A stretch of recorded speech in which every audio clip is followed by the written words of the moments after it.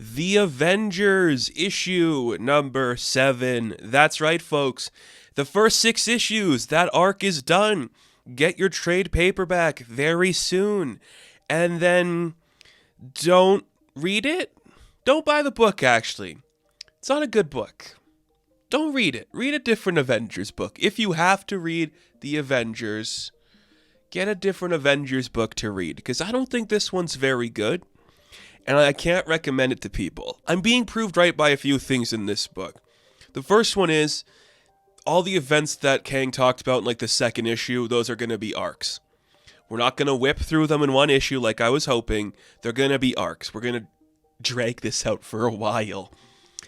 And the other thing I'm being proven is Jed McKay's just doing an authority. Like, that's what this feels like, a larger than life. The Avengers should be like these top tier characters, the best of the best at Justice League level. We're dealing with like a reality ending thing all the time.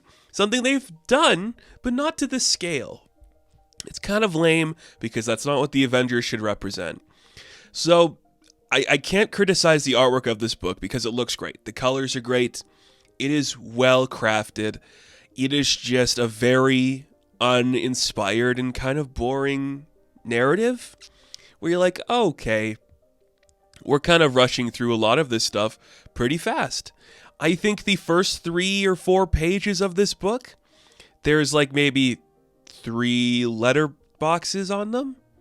Like, it's not a lot. It's not enough. And it's just reiterating, and there came a day unlike any other when Earth's mightiest heroes, like, you get it. And we see, like, Earth is collapsing by a big threat, and the Vision is dead, and some big, creepy, elder god, whatever the hell, is terrorizing what's left of the Earth. It's destroyed. It's killed. This being is called the Black Presbyter? Presbyter? Sure. It's unraveling reality. How are we going to fight it? Till the very end.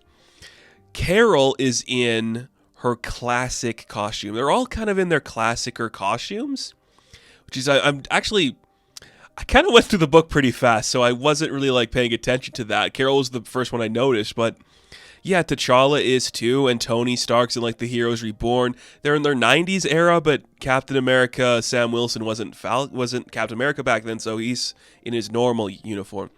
I guess the Vision is white when they have his dead body, but I was just assuming it's because they drained the life out of him. I should have focused on that more, but cool.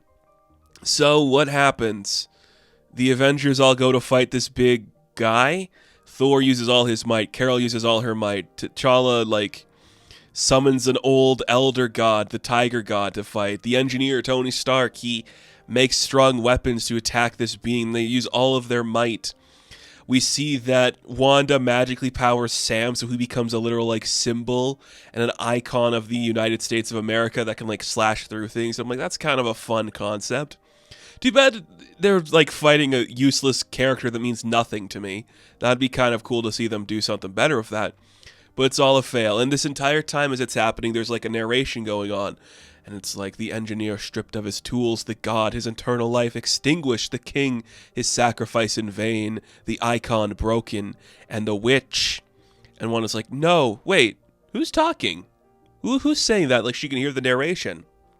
And that's when she sees, off in the distance, this is not a trick that is being played. It's a nightmare, because Nightmare is doing it. And you're like, ooh, to Nightmare, everybody. Cool. He was playing a nightmare on them, folks. Cool.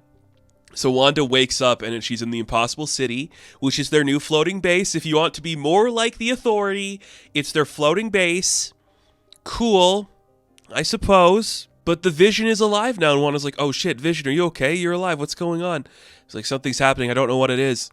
Who's attacking us, Vision? What is this? And then it's like, ha ha ha, it's me, Mirrodin, and this is my Twilight Court, and we have come to bring an end to Kang the Conqueror. That's where the book ends. I'm sorry, I can't get too in-depth in this book. There's nothing to say.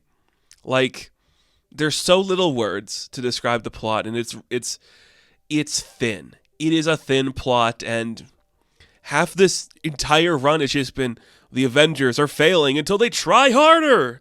I don't care. I don't know. It's so lame. And now here's a bunch of the original creations from Jed MacKay. And I was fine with a lot of his original creations and things like the Doctor Strange stuff and the Moon Knight stuff. But you have like 8 characters on this page. I couldn't give one shit about any of them. Like, we just did the Ashen Combine, like, last issue. They're living in an impossible city. There's too much going on, Jed, and it's not that exciting. What are you doing here?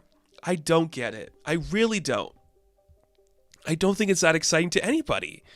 And I guess if you've been reading, like, his Timeless books, because, like, for the past couple of years, Jed MacKay has been releasing this issue of Timeless, which is, like, setting up something big with Kang. But is it now, though? Is it really now? Because Kang is almost a tainted brand at this specific moment. I can't care. I can't care. It means nothing. I don't know. So I guess we'll figure out if, like, this is good. People are liking it. Personally, I have not liked this run. I hope it's better, but I have yet to be proven right. But we'll see. The Twilight Court. Last week it was the Ashen Combine, now it's the Twilight Court. God help us all. So the Avengers issue number 7, I am going to give a 5 out of 10. Now, thank you all for watching this review. Be sure to like and subscribe to the channel. As always, you can check me out on Instagram, TikTok, and Twitter.